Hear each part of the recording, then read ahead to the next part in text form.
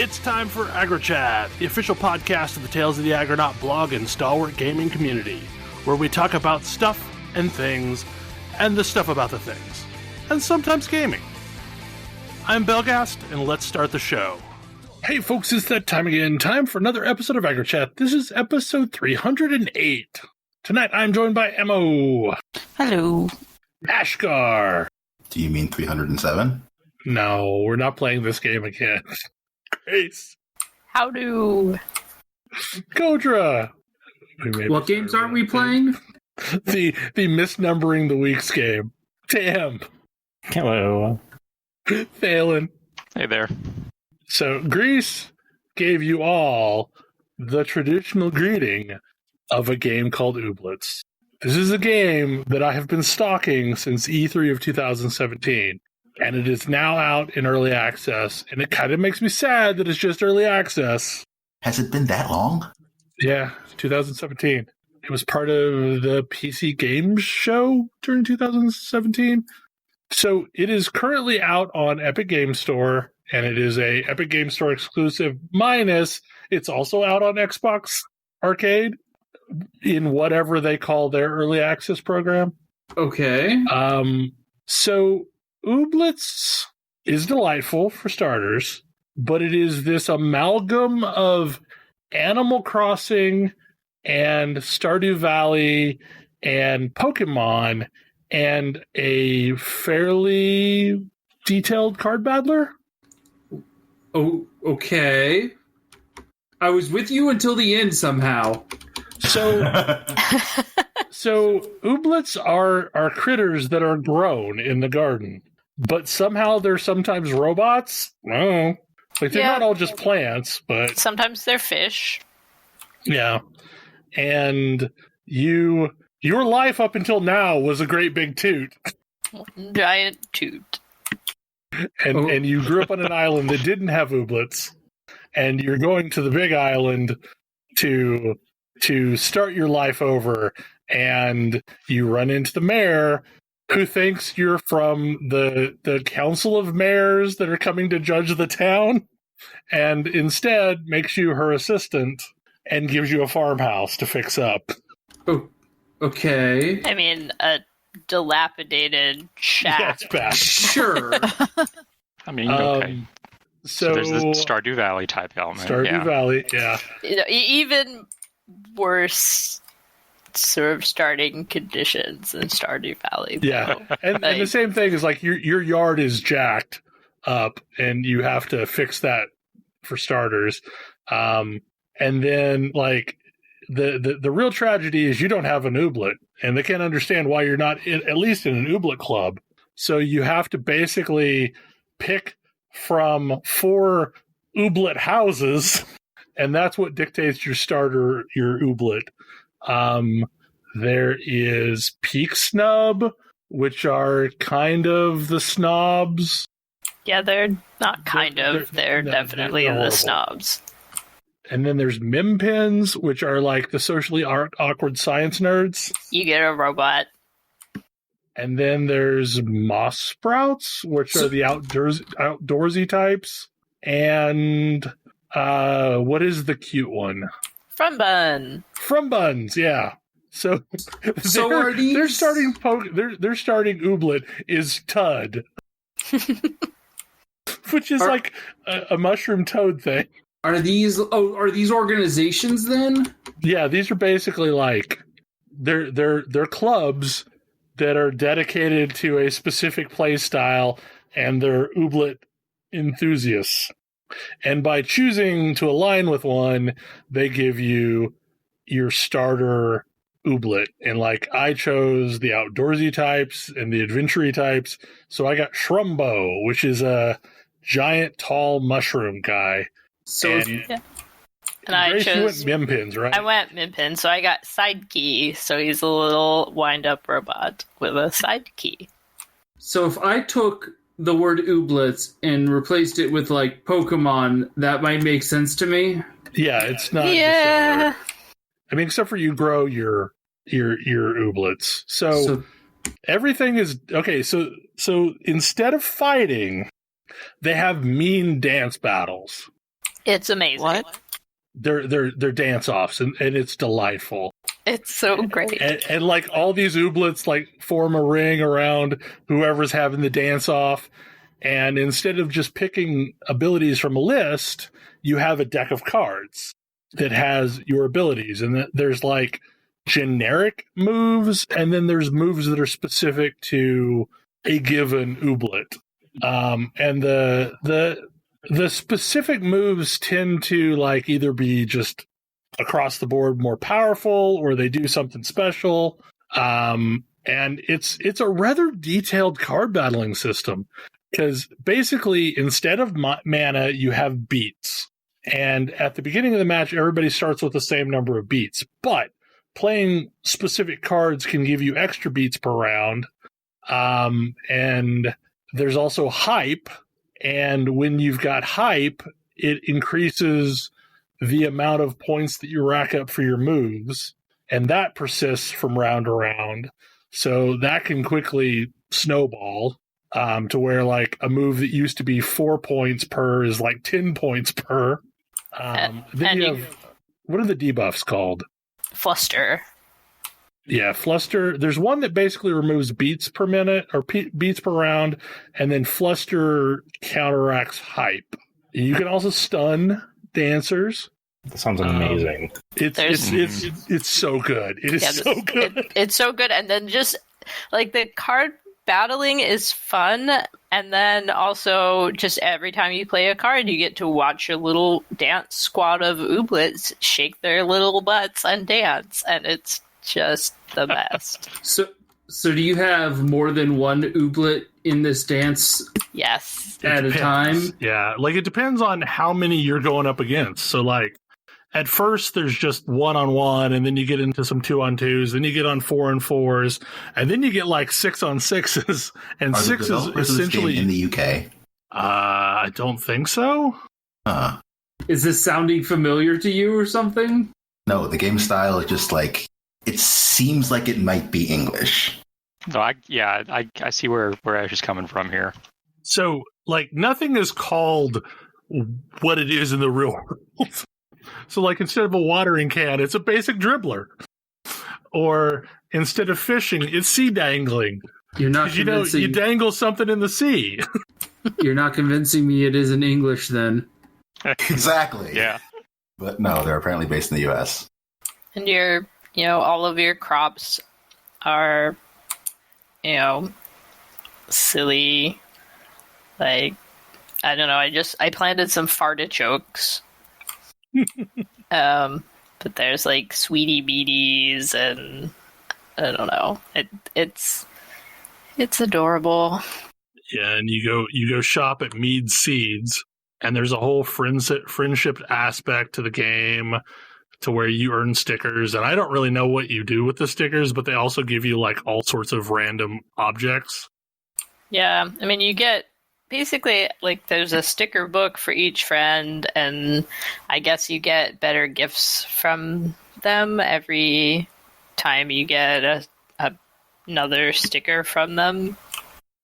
So you fill up your little sticker book, and that's also delightful because all of the people in the town are also just wonderful. Except Basil. Basil can suck it. Well, and Taffy's real weird, but Taffy has grown on me. Taffy was banned from all of the clubs. Yeah.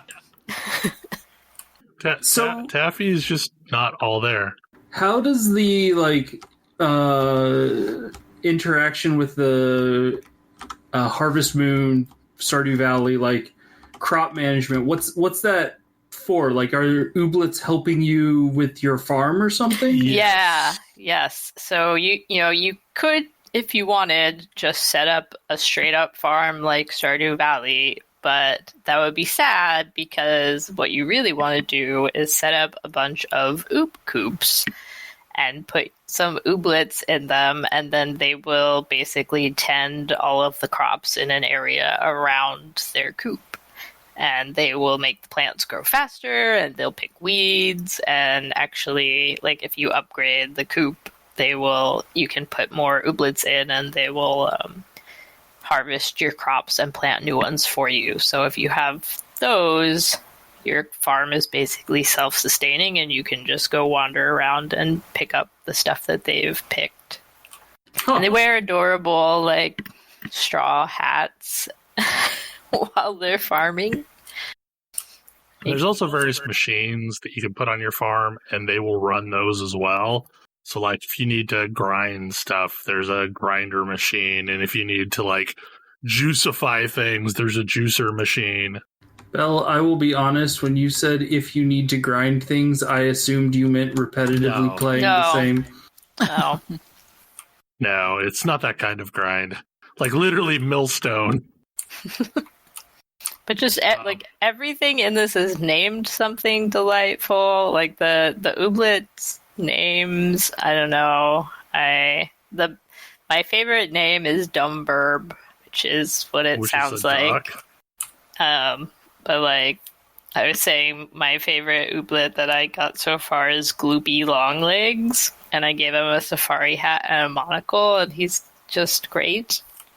But you can dress up your ooblets, obviously. And I gotta say, like, the first moment that I thought was just refreshing is there is no gender in this game at all. Like, your characters are whatever the hell you want them to be. Yeah, you don't choose your character gender at the character creation. You just pick your, like, what kind of hair do you want? What kind of outfit do you want? And you can totally change all of that at any moment if you feel like it.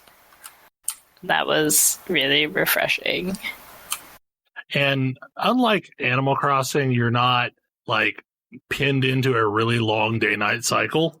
I mean, like, things exist on a cycle, but you can pretty much, speed it along as fast as you want.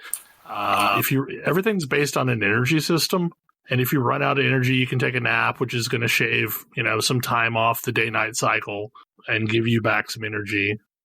But it doesn't. Unlike other similar games, I also don't feel like I'm up against any kind of clock or timer.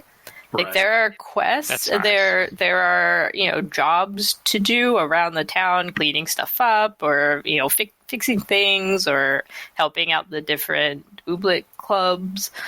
But there's no time crunch. You can do it now. You could do it 20 days from now. They'll still be waiting, and no one's going to be mad at you.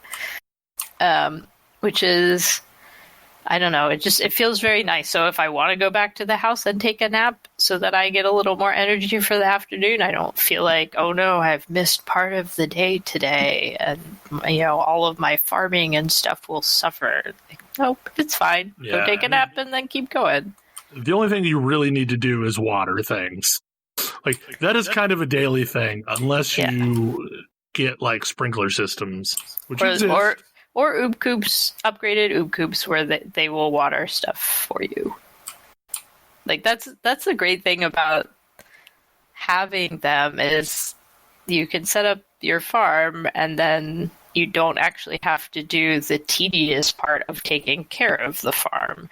You can spend your days wandering around town, talking to people, and participating in the dance battle competition, which I've been doing every single day religiously because it's just super fun.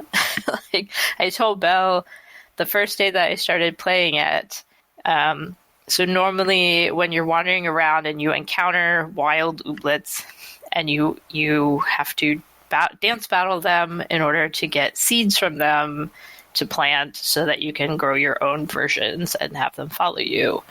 But in order to initiate a dance battle with wild ones, you have to bribe them with some kind of gift that they like. So either food or whatever thing that they want.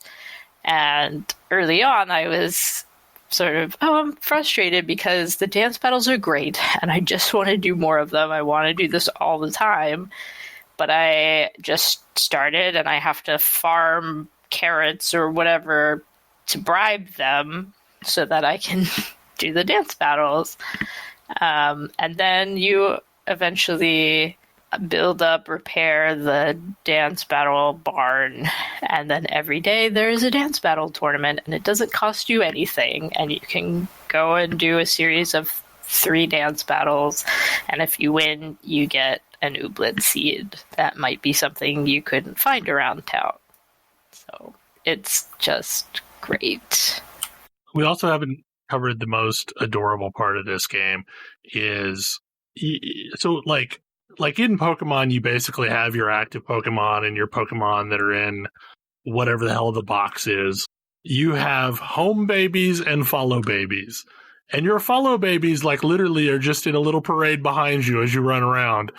And, like, if you've got cute accessories, they're wearing their cute accessories.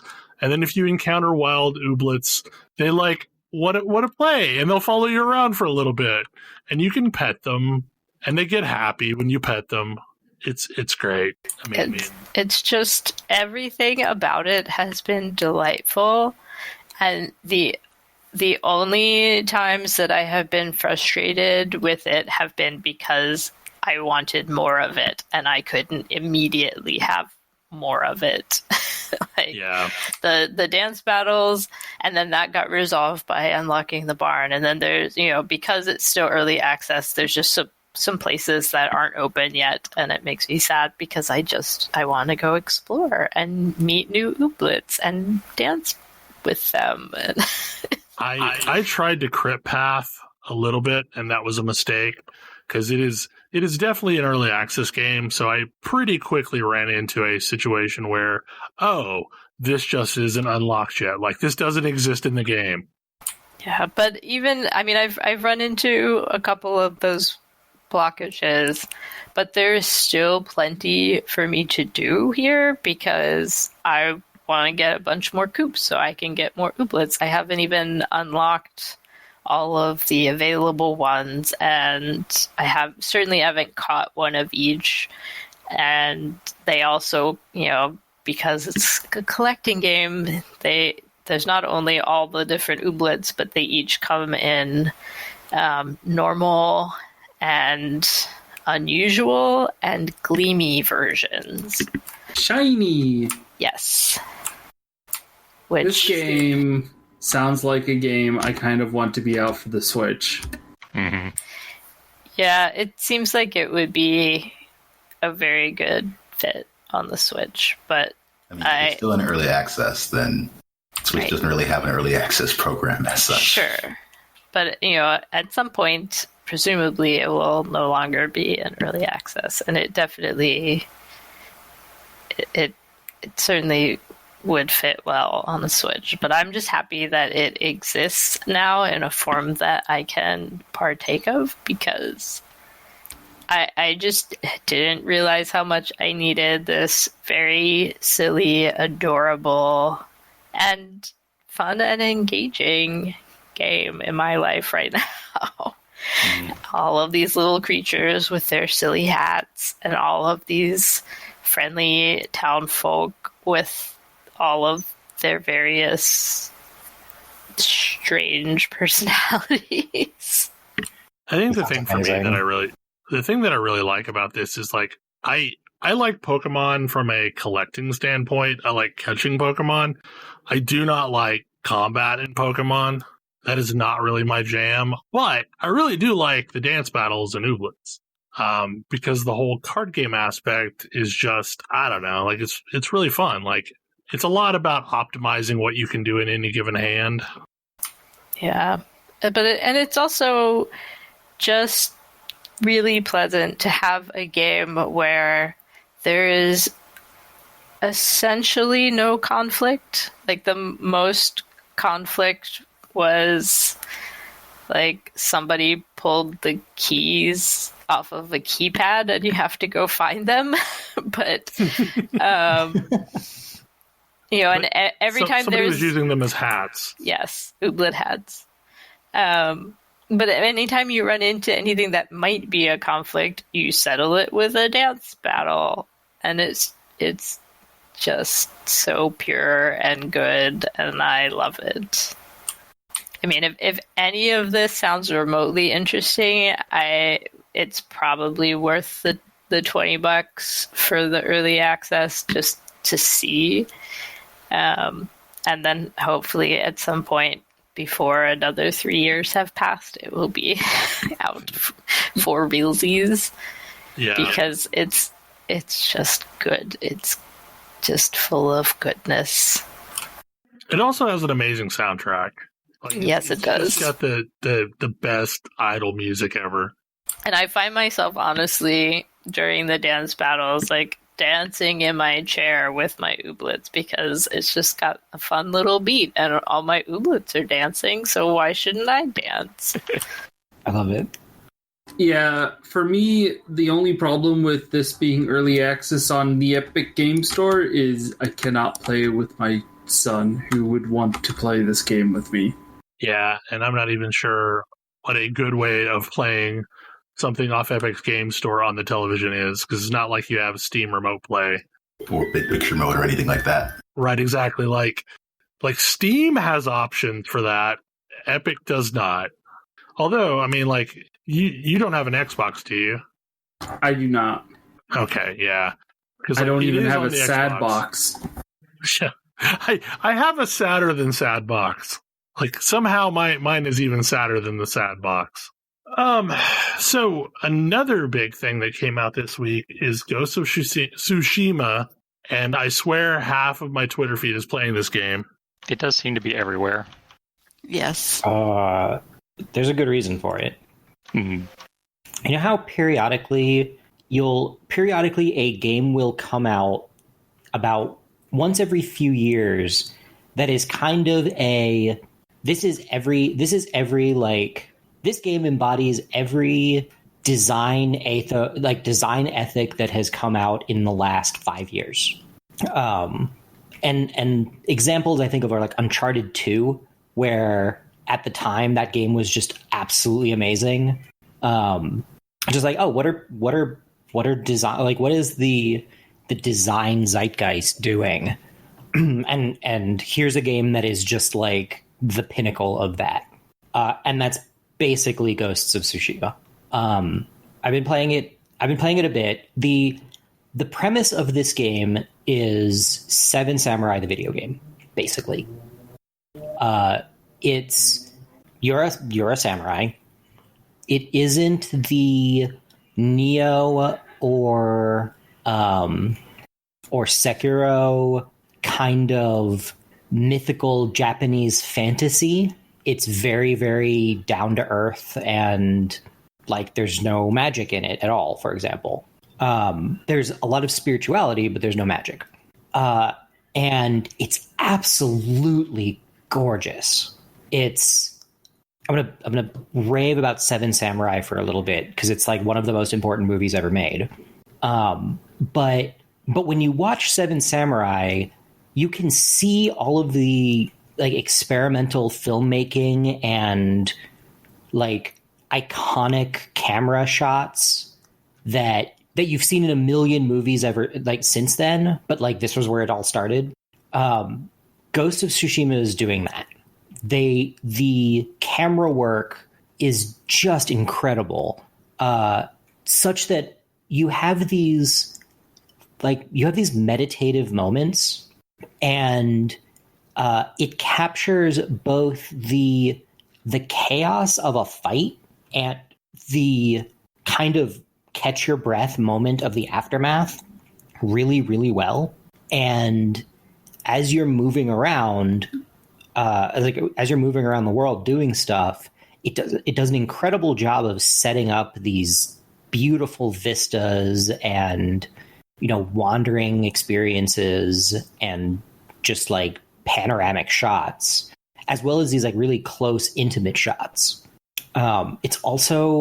It's clearly learned from, I mean, you can name basically any game that's come out in the last 5 years, and it is drawing something from it. It's open world. It's a more compact open world than other games, but it is dense without, at least as far as I've gotten, feeling overwhelming. It doesn't have there's definitely a lot of things to do, but I don't feel like it's constantly just flooding me with stuff. It doesn't feel cluttered, but it's a big like Horizon Zero Dawn style open world set on, I'm fairly sure, a fictional island, or at least a fictionalized Japanese island. I think just fictionalized. It's set during the first Mongol invasion, right? Yeah. Set during the first Mongol invasion. You're fighting Mongols, and other things, but mostly Mongols. It's and you play as a remaining samurai, like a samurai who survived their initial onslaught and now is trying to fight back against them. And it's both a stealth game and not a stealth game. It does one of the most interesting stealth game dynamics that I've ever seen, because in a game like Dishonored, you want to be stealthy, and what the game measures you on, or at least what the game measures you on, is do you manage to go totally unseen, or do you cause a huge panic? And this takes it in a different direction, because you're a samurai. It's dishonorable to not fight somebody in a straight fight. But also you're outnumbered 1,000 to 1, and that isn't a way to actually succeed. And so there's this sort of central conflict of, do you uphold your samurai code and go out in a blaze of glory, but fail, knowing that you're going to fail, or do you actually succeed? And how much do you ride that line? But it's really interesting because you can approach all of these open world spaces. You can sneak up and just take people out, quietly. But if you do that, then the various samurai that you run into don't think too highly of you. They're like, you're no better than a thief. But the people who you save are thrilled because they're not dead. Whereas you can also, kick down the door and challenge their best swordsman to a duel. And you have this, and there's this like incredible, it's super, super fun, like mini combat that's very Kurosawa duel style, where it's that shot that you've seen a million times. That's two people with whatever backdrop standing. It's like a horizontal shot, like every fighting game ever. And then there's like one strike, and that's your duel, and you can basically call people out for that. But of course, if you do that, now the entire place knows you're there because you're not exactly subtle about it, and you've got to deal with that. Maybe you just want to fight everybody that way. That's fine. And it makes me think of, it's a great stealth game because you don't have to. And that's sort of like the thing that was making me think about was how much a really good stealth game is good because the stealth is optional. Because it's not just like, oh, you got seen, game over. Like, those are terrible. Or like, oh, you got seen, so everything bad happens now instantly. So when I think of that, I think of a lot of the action games with sort of a stealth subsystem. Like the one that comes to mind is Wolfenstein New Order. Yeah. Where stealth is an incredibly powerful tool that you can use to great effect, or you can just run in and shoot everyone. Yeah, that's how this works.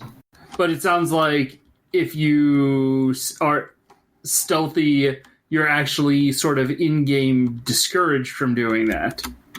I mean, it depends on who you talk to. And that's what I think is really interesting, because there's different... It's like, yes, other samurai think you're dishonorable, but also the samurai aren't, like, their code is not going to succeed at taking the island back. That's a key theory. That's like a key narrative point of the game is the main villain. It was so successful because he knows the samurai code and knows how to exploit it. But that doesn't stop like the incredibly honor-bound like noble houses from insisting that you stick to the samurai code. It's just that's ineffective. Whereas your like regular peasants and people are like, I don't care what you did, you're saving us. We don't want to be under Mongol rule or murdered by them. It reminds me a lot. There's a bunch of parts of it that remind me a lot of the driving around in FF15. I spent so much time just like sitting in the car, just like looking at the scenery go by. And there's a lot of that here too, where I'm riding the horse around. Sure, I can fast travel, but I've got a horse and I can ride it around. And it's amazing seeing the like autumn leaves swirling around, mountainsides and rivers and lakes. I found a fox and I was like, where's this fox going? And I followed the fox and it led me to a shrine. I was like, oh, that's cool. And then after I prayed at the shrine, I could pet the fox. It really captures that that duality of like simple natural peace and beauty and horrific conflict that's sort of the center of a lot of like Japanese cinema. Mm-hmm. But yeah, it's really good. So is it like, what is the combat like, I guess? Because I know you've mentioned this sort of mini game duel, and you've mentioned there's like a stealth assassination type thing going on. But like, if you are in just a straight up fight, how does that play out? It's like Bushido Blade, like a super modernized Bushido Blade.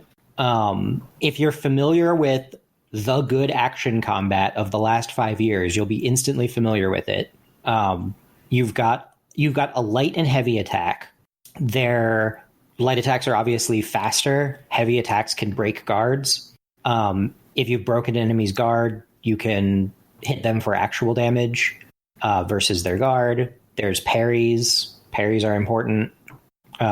It's very much built on the core of Dark Souls combat that's kind of defined melee action games for the last decade, but with all of the refinements that have come from more recent games like Jedi Fallen Order.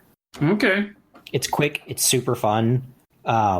It's surprisingly, like, sometimes it's a little fast. I'm glad that the game has difficulty settings, because it could be real hard. It does not take much to drop an enemy. Like, even bosses, I think that the boss that I fought, I beat in 4 or 5 solid hits. But those were very intense. It was very intense getting those 4 or 5 solid hits in. A lot of, circling and parrying and quick dodges.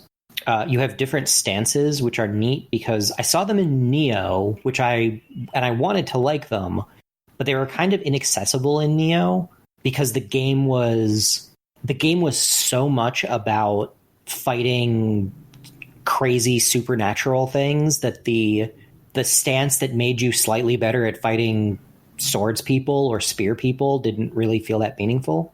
And here it actually does.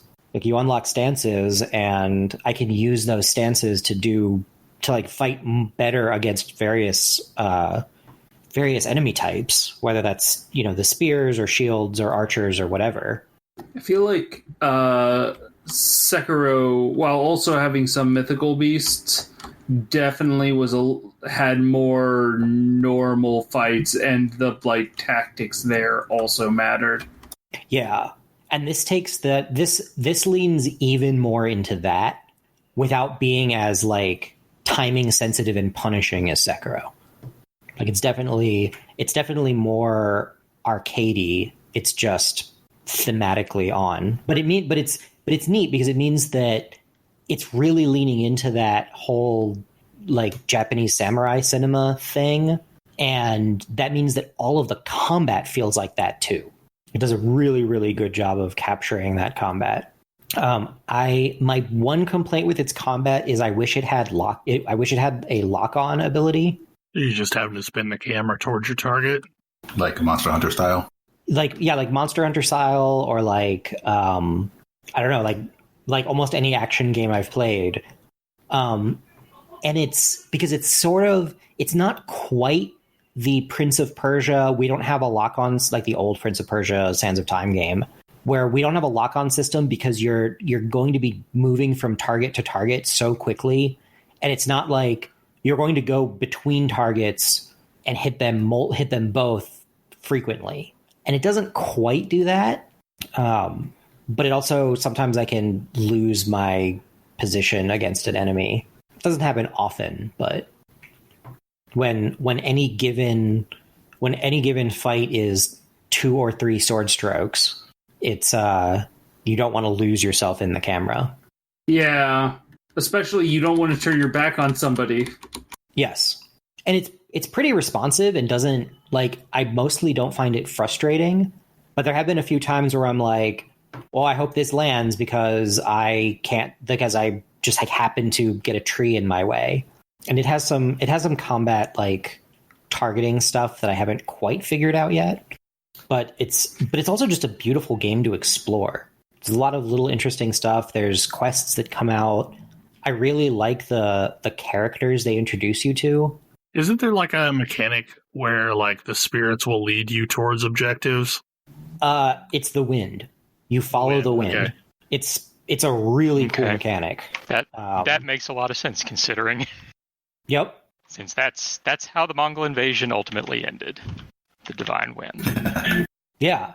No, it is well researched and it's really cool. Like you swipe on the touchpad, which is just a quick motion to swipe on the touchpad to have the wind blow, and it's got a really cool visual effect and you can follow it. And if you ever get too far, like if you're too far off course, the wind will pick up until you're back on course. Oh, that's cool. And so it's this really, really subtle, like, oh, you're leaving the area and the wind blows in a direction that's opposite the way you're going, just to let you know, like, hey, you're leaving that area.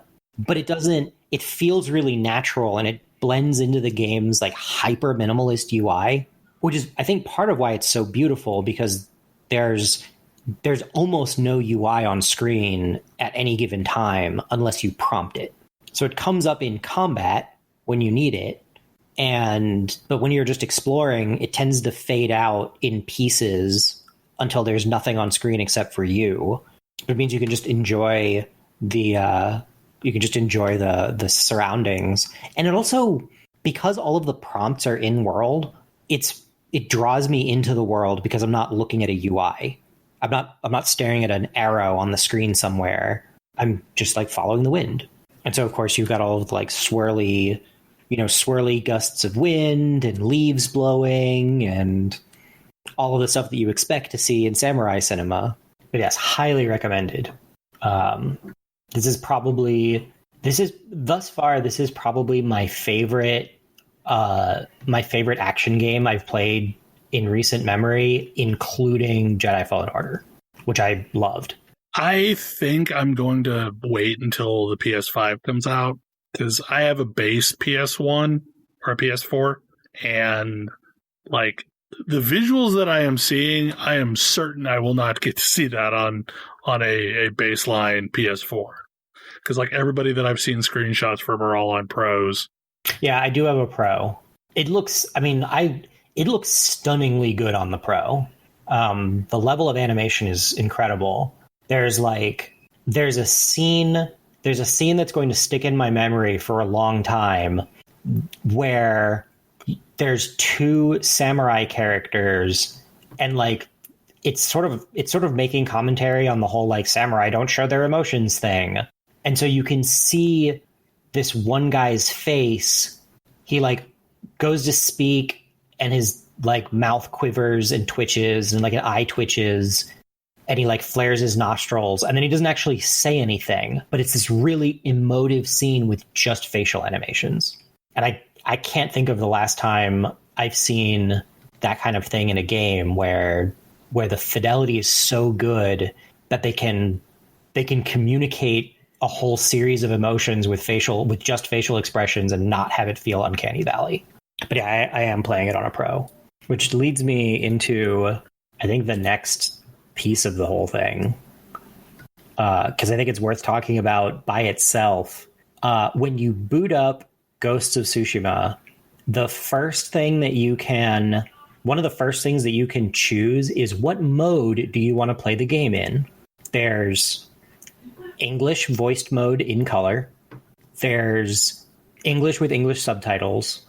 There's Japanese with English subtitles. And there's Kurosawa mode, which is Japanese with English subtitles, and also the entire game is in black and white with a film grain effect. Like a really, really good, looks like old cinema film grain effect. Are you playing on Kurosawa mode? I flipped back and forth.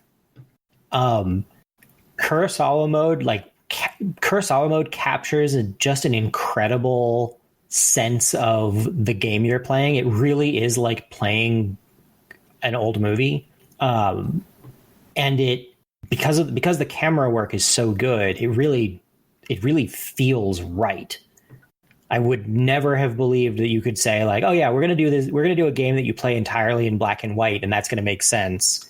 That isn't like the theme of the game, but it totally does here. It feels like an old movie, but also the game is so gorgeous in its normal bright colors mode that I can't decide which I like better. It is incredibly immersive to like linger on a camera shot for a moment after a battle in black and white, because it feels like a Kurosawa movie, and the pacing is such that you're like, I'm going to take a moment. This is pretty enough that I want to take a moment and like soak this in, and then also catch my breath after that crazy fight with 5 people. Oh, one thing that, speaking of crazy fights with multiple people, one thing that wins it a lot of points in my book, I die a lot because combat's real fast. And when I die, I go back to the start of the fight. Like, I don't get set back significantly. This isn't like Jedi Fallen Order, where the biggest frustration I had with that game was I die, I go back like 6 rooms, and I have to endure a like 5-minute load. This is like, whoops, you died, blip back, try that again. I actually just unlocked, one of the things that you can unlock is the ability to get up from being downed. It's like when you do die, when you have no health left, you keel over like you'd expect. And then there's a short period before an enemy will come and finish you off, which is usually only a few seconds. But one of the unlocks, like one of the ability unlocks you can spend skill points on, is if you have the resource, the healing resource, you can stand back up at that point, which is pretty neat. Kind of means that you run into an enemy type or a combination of enemy types that just overwhelm you at first, and you can just pop back up and give that another go. Cool. I really, really like it. I'm glad to see the like Souls style combat and exploration design ethos being expanded to other and more accessible game types. And this is an example of one that's doing a really great job of it. I will have to check it out. I don't have a PS4 Pro, and I also don't get to play many couch games that aren't geared towards 3-year-olds. So I will hope that maybe in a year this comes out on PC, or maybe I'll get a PS5 and I'll just play it in the evenings.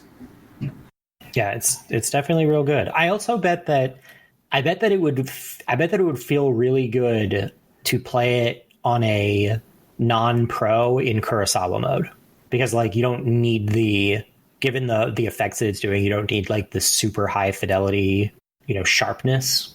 But yes, on my pro, I'm continually surprised at how good it looks. I think the last game that I looked at and was like, wow, this game is just amazingly gorgeous, was Horizon Zero Dawn.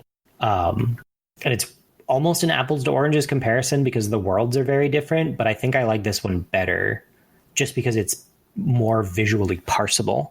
So another game that came out this week is Death Stranding for the PC. And I had waited and did not play this when it was on the PS4 because they announced like before it released that it was going to come out on PC. And I'm like, I can wait. Has anyone here played this game? Nope.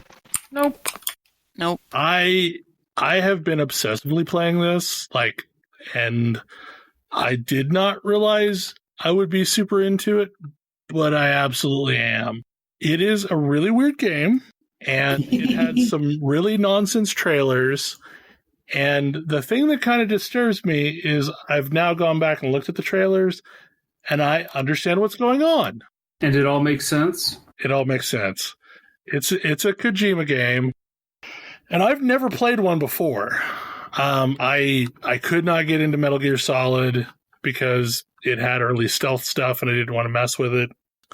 At a high level, this is a post-apocalyptic game, and an event happened called the Death Stranding, where basically the line between the afterlife and the real world got real blurry. And as a result, things started washing up from what they call the beach, which is this realm that happens in between the two worlds.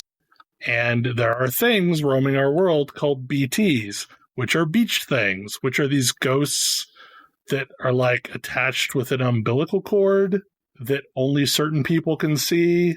So I'd heard the term BTs before, but I didn't realize what it actually meant in the context of the game. Yeah, I had to look it up. So there's a bunch of weird stuff going on. For starters, this is a setting where lethal combat is not a thing that you can do. There are definitely enemies that are going to come after you that aren't all BTs, but when someone dies, it causes something called a void out, where the line between the world of the living and the world of the dead blur, and it's effectively kind of like a nuclear explosion, and it kind of cascades to the point where one person dies, and then this oil ooze stuff spreads all over the place, and then it sucks down other people, and then it just escalates until it essentially takes out an area. And as a result, everything that we know of as a country is gone, and it's just a bunch of disconnected little settlements. And your character is a porter, which is carrying stuff between these settlements, and ends up getting looped into this scheme where they're trying to connect the settlements through this Wi-Fi network, for lack of a better term. What causes the weakening of the boundary between worlds is this substance called chiralium, that is what these beach things are made of.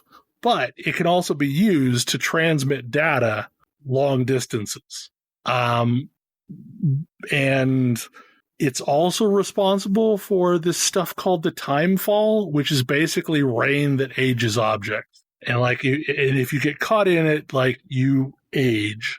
I feel like there's a whole lot of concepts here. Yeah, there's a whole lot of concepts here. Sounds like a Kojima game. Yeah.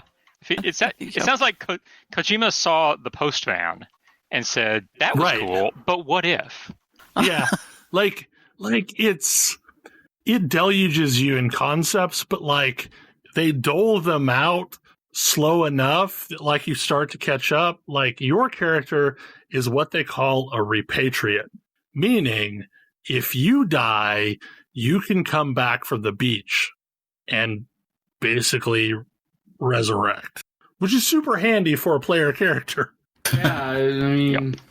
But because of this, the way the BTs interact with you is different, and your blood can actually be used as a weapon.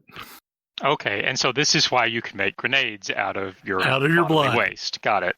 Yes, and you can make number 1, number 2, number 0 grenades, and they will either agitate the BTs or cause them to ignore you or repel them actively.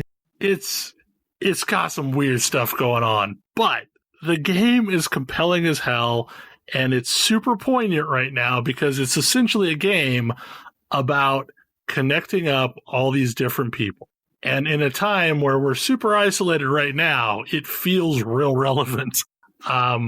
And there's a lot of interesting things that are going on mechanically. First of all, it is a gorgeous game. Like, it is just above and beyond a gorgeous game. It's using the Horizon Zero Dawn engine, and it's prettier than Horizon Zero Dawn.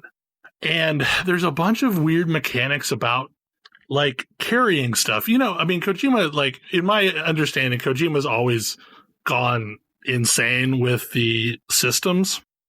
And I don't know how it works with a controller, but with a mouse, as you're carrying like a stack of stuff on your back, it will progressively get more and more unwieldy. So, like, if you see your character starting to list to the left, well, you hold down your right mouse button to correct, like, so like as you're turning, that keeps you from toppling over and falling down. Like if you cross a river, holding down both the right and the left mouse button will cause you to grab hold of your pack and make it so you're less likely to lose your footing as you're crossing the river, because that's real bad. If you fall while you're in a river, you're going to fall down, but like everything that was in your pack is going to get washed down river and deal damage as it bangs along stuff along the banks. And you're essentially rewarded for how intact you get items to your destination. It's like Crazy Taxi. Kind of. So, like, really what it feels like is, what if Fallout was a game where all of the vaults are currently active and they have interesting technology, and you're playing a caravan that goes between the vaults, and you're progressively making the world better as a result. And then you have the mules, which are apparently the descendants of former porters that have become addicted to carrying stuff. And What? they will steal stuff from you. And so there's some weird stealth mechanics in the game, because there'll be like mule territory, and there'll be these camps of these people that are just carrying random items, and they want to steal more items and amass them. And there'll be these beacons, and once you cross in, they scan you, and they can see what you've got, and they'll immediately start trying to swarm you and take you down and stun you so they can steal your loot. But the challenge is, you can't kill them, even though now I have lethal weapons I could. So you end up using non-lethal tactics. So, like, either you just fist fight them and knock them out, or you've got bola guns that will trip them up and buy you time so you can get out of their territory, because they'll only chase you for so long. And other shipments will cause you to go through BT infested areas, and you have to be like really quiet to keep them from attacking you. And quite honestly, when one does attack you, it is some of the most terrifying gameplay I've ever experienced. Because, like, they aggro on you, and then this pool of black ooze starts to form under your feet, and then all these half-disembodied figures come out of the ooze and start trying to drag you into the ooze. And if you escape that, this giant tentacled monster of black ooze spawns and starts trying to take you out. And you can keep running from it. And that's really all you can do early on. But it is terrifying. Like it is so rare that I am playing a game and I feel literal sheer terror of what's going on. Because, like, early on, you don't have any mechanics to deal with this. You just got to run. Have you figured out why the guy named Die Hard Man is named Die Hard Man? I don't know. They have bad Kojima names. I mean, There's it's Quentin Dead Tarantino, Man. right? So No, it's not. It's God, I forget who's playing that character. Guillermo I'm sorry. It's del Toro That's right. is Dead Man. Is Dead Man. Okay. Yeah. And then there's Heart Man because he stops his heart every 21 minutes so he can go visit the beach. What? Mm-hmm. Okay. It's The weirdest Mega Man villain. A lot of concepts. Then you have this character that looks like Shell from Portal that helps you out, and some weird stuff's going on there too. But like, it's super compelling. Like, I would put this as one of my games of the year right now. Like, it is so good. The characters are shockingly good. They've got bad names, but they're really good. And the other aspect of this that I love is the post-apocalyptic Twitter aspect. So you basically get likes for how well you do, but there's a weird multiplayer aspect to this game to where you can't see players other than you, but you can be impacted by other players and you can impact them. So like, say you're going along and you decide this is a good place to build a bridge. So I'm going to go gather all the resources to build a bridge. Well, once you've built it, that bridge can now start showing up in other people's games. And you get likes for people using the stuff that you've placed. Or like, say I put a ladder out in the wild and I can retract the ladder and take it with me. Or I can just say, this is a really useful place to have a ladder. I'm just going to leave it here. And now anybody that comes along can then use the thing that you built, or a rope to rappel down a cliff, or like there are big public works projects. So like there are these machines that have been scattered throughout the world that were never finished that will like create paved roads. So like once you've created a paved road, it's way faster and safer to travel. So like, it usually takes a bunch of different players to contribute resources to it. But once it's finished, everybody gets a share of the likes for somebody saying thanks for using this thing. So if I don't play this game until like a year or two from now, am I going to come in and like the entire world's already rebuilt? I don't know. I have heard that there are multiple servers and you basically get bound to a server. So, like, my world will always be evolving, but, like, I think if you're a fresh player, you'll get added onto a younger server. The other weird thing that I did not know was happening is the game is constantly making calculations based on player movement. So, say there is a path that a lot of players use. Over time, that will become depopulated of like grass and eventually will become like a dirt path that wears thin of everybody taking this one route. Cool. And I've seen pictures of the PlayStation version because like I'm starting to see it in the PC version in a couple places, but like apparently in the PlayStation version there are areas where people been beelining between these spots and it's just worn down, and apparently it'll wear down roads rocks come as from. well. So, like, if it's a rocky area and a bunch of people cross it, it'll eventually start to smooth out paths. I mean, ultimately, it's a FedEx quest game, but, like, there's some really interesting stories that get told in these quests. Like, reuniting, lovers and, winning over curmudgeons that don't want any part of this whole network thing. And also, I am weirdly attached to the BB now. Yes, it's creepy that there's a baby. Is that the magic fetus? In a bottle on my chest. But, like, I'm actually attached to the stupid little thing now. Because you have to basically keep it happy or it becomes less effective at detecting the BTs because you can't actually see them without the baby. Like, you can sense them. Like, there's a psychic ability type thing in the game called Dooms.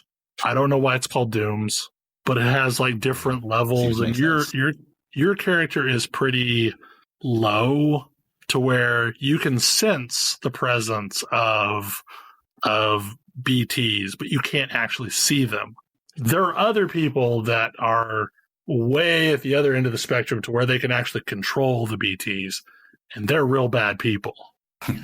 But I realize like this game kind of sounds just nuts when I talk about it. Yes. There's something just charming about like roaming around this beautiful world, and it has like a super chill soundtrack, and like you'll just crest the top of a hill and like a brand new song will start playing, and then that gets added to your radio and you can listen to it whenever. There's a whole Tetris type game of trying to stack your load efficiently so that like you don't tip over and it's not heavier on one side than the other side. You see a lot of Norman Reedus's butt just because like you're more efficient if you shower regularly, and you see his butt when he's showering. And that's how you make EX0 grenades is, you know, the gray water from a shower. Oh, like the rat bath water? Okay. And they also like collect your blood every day. I'm glad you're down this crazy path, Phil.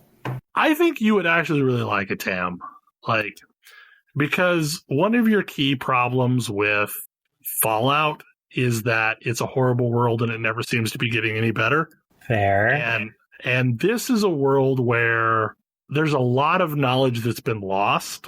And by linking up these nodes, it is adding to human knowledge. So basically, like once somebody's on the network, they have all the knowledge freely traded in real time. So it is crazy. It's a post-apoc game about making things better. Right. And they have this really cool, like, so they can use this Corellium, which is this otherworldly dead energy, to make like really effective 3D printers. And because of course you can. So like when you unlock something, every place can suddenly start making these. So basically like organic matter is the only stuff that you can't print, but anything else can be printed. And like the road building machines are just 3D printers. And it's like really cool to watch it do. Like, so when you're building a bridge, like you fill this thing full of material and then you watch it slowly print your 3D bridge. Your bunkers are 3D printed. Your vehicles are 3D printed. So it's kind of like, I think you would like it. And I feel like I am not selling it adequately because it does sound just mental, but I was actually cool. actually thinking the opposite. Hearing you, like I want the Bell Reader's Digest version of every Kojima game because it's like, way more digestible than anything most anybody else has explanations of Kojima games. What? This is more understandable than most explanations of Kojima games. Right? Yeah. I've never played any other Kojima games, but like, yeah, like it's this really cool world that like you're slowly making better. And like every day you're getting emails from people you've helped and they're super positive about the changes that have happened since you left and, you know, how they're talking to other people in other places. And you're basically pushing across the United States and slowly linking up because like the network connection can only go so far. So you have to basically have a bunch of repeater hubs in between. So you're convincing different people that, you know, so like when you start off, everybody's super on board and they want to be part of the United Cities of America. And then as you start to push away from what was the core of the Bridges organization, they're more and more leery of you. And they think you're just causing trouble because there's a terrorist organization that is their goal in life is to cause void outs and basically usher forth oblivion, and that they think we're in an extinction event, and it's artificial for us to be delaying the extinction. So like there's a whole sequence of events that happened about a year prior to this game, to where a courier unwittingly delivered a nuclear bomb to a city. Oops. And you're having to deal with the ramifications of that. Because, is that the event from the intro? No, that's just one person dying. Ah, okay. That is a single person dying, and they couldn't get them to the incinerator fast enough.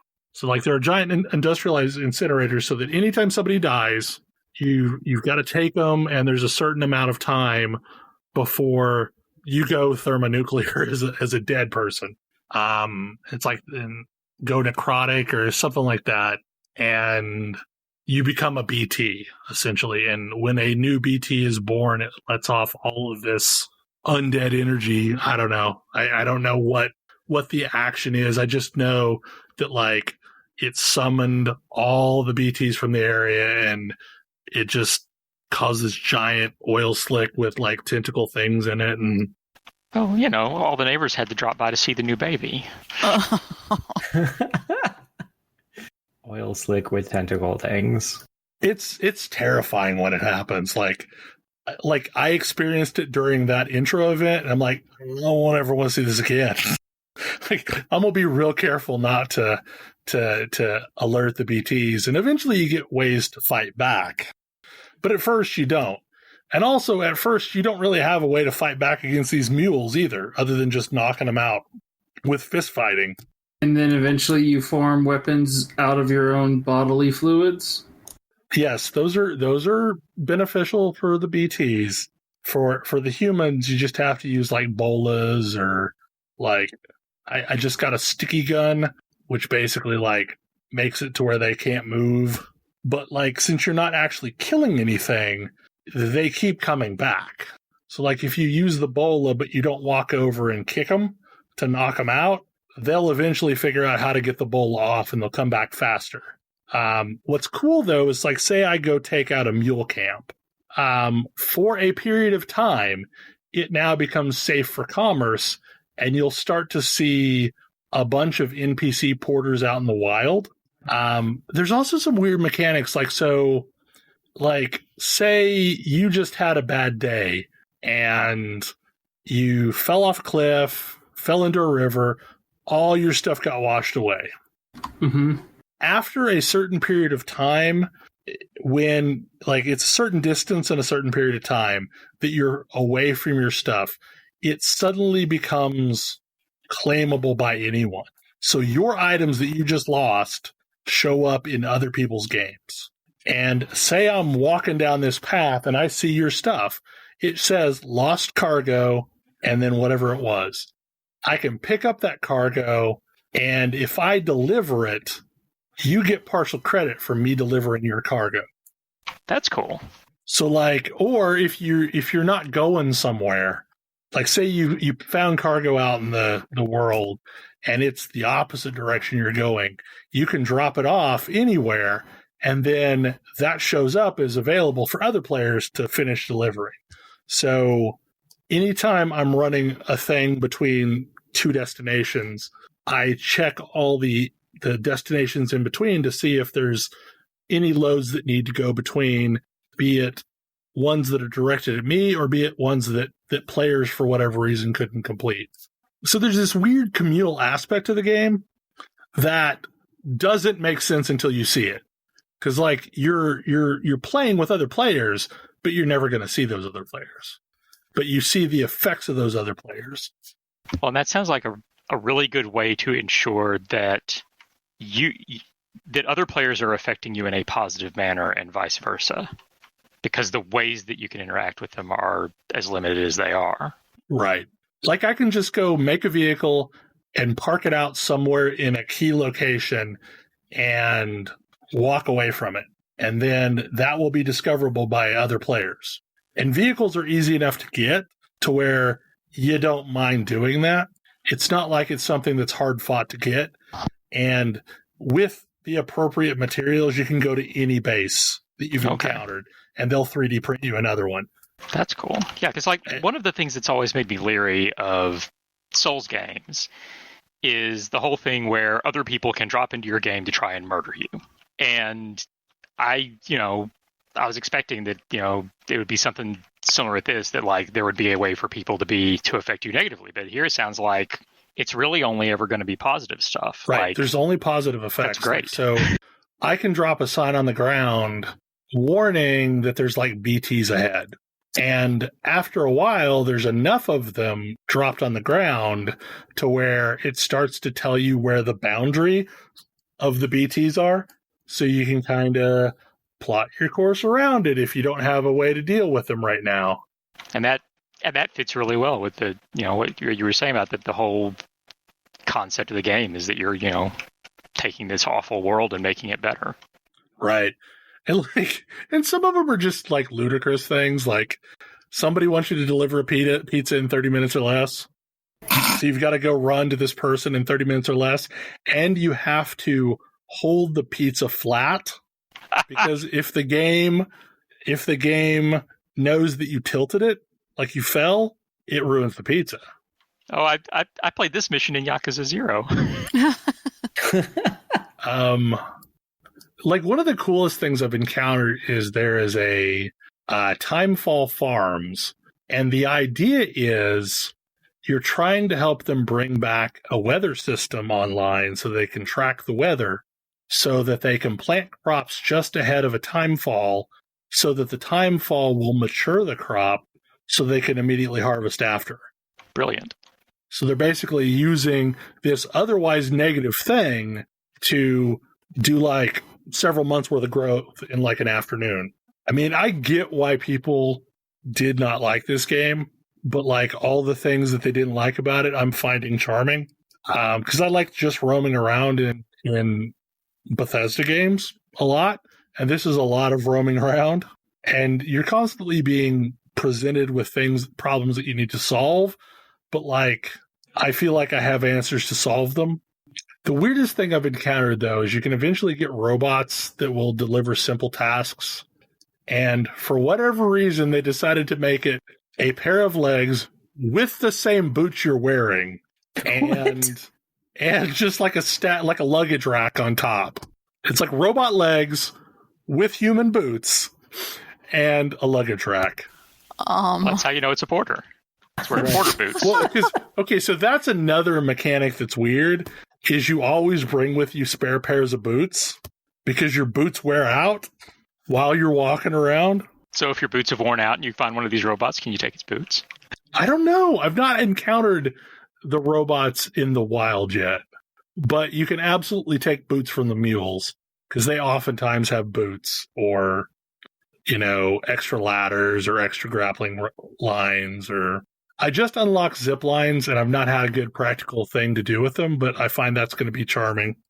Anyway, it's a really freaking good game. Like I'm super thankful that I played it. Also, Horizon Zero Dawn on the PC is going to be amazing because this is essentially the same engine. And I would not be surprised if this game announcing that it was coming on the PC so early is ultimately what led Horizon Zero Dawn to launch on the PC. Because if you're going to port the engine once, you might as well release multiple games on it. The Decima engine or whatever created by Guerrilla Games. I don't think I realized the engine wasn't some Kojima Studios developed thing. No. I think originally they were targeting Unreal, but then they switched over to the Decima engine. I just remember all that talk about the Fox engine. I don't think they have the rights to the Fox engine, because the Fox engine is still what Konami's using for whatever their soccer game is. What, PES, I think? Yeah. Anyway, super good game, especially if it goes on sale on Steam. Highly recommend picking it up. I think with that, we're probably at time. Any final thoughts? I'm actually curious. How far into the game are you? I'm 19 hours into the game. Okay, so this is a longer game. It's a longer game. I'm on chapter 5, and I think there's 14 chapters. Okay. But I have a feeling that it's the sort of thing that steamrolls towards the end, because I'm about halfway across the United States now.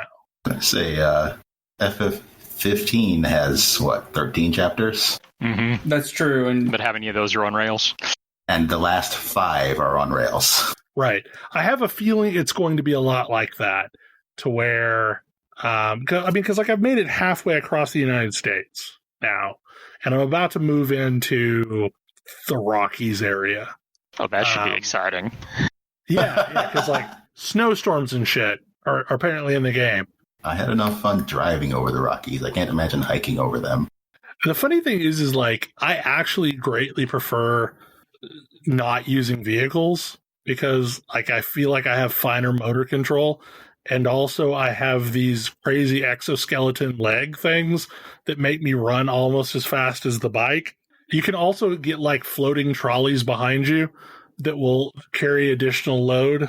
And I've not done it, but I think you can train multiple of them together. That would make sense.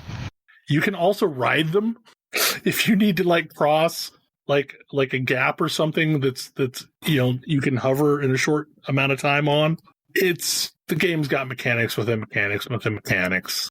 Like I've just been enthralled. Like I took a couple days where I played the hell out of Ooblets and then I hit a wall that was unfinished, and then today I've just nothing but Death Stranding. But your Ooblets miss you. They do. I played it. That's what I've been playing while we've been podcasting tonight is Ooblets, and I unlocked the barn, so I will have to do dance battles. Yes. Oh, that was something does Ooblets have multiplayer at all? Can you dance battle your friends? I don't think so. Not yet. Not yet. Seems like something that should come at some point. Hopefully. Like, that sounds like a kind of PvP I could get behind. Yes. Like it's a really fun card game. Like I would take it as a standalone card game because it kind of reminds me of Rage. Okay. Because it's a lot of like really simple choices, but like you can play those simple choices in interesting orders to make your cards worth more at any given time. Hype is a mechanic that's really important. Like you can get a lot from like a round where you just get hype cards, and then the next round you're just gonna get big plays. Also, you can poke your head into your Ooblet hoops so you can see what they're doing inside, and it's adorable.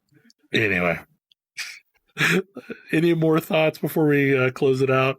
Alrighty then. Hopefully you enjoyed the show, and we will see you again next week. Good night. Good night. Good night. Good night. Good night. See you.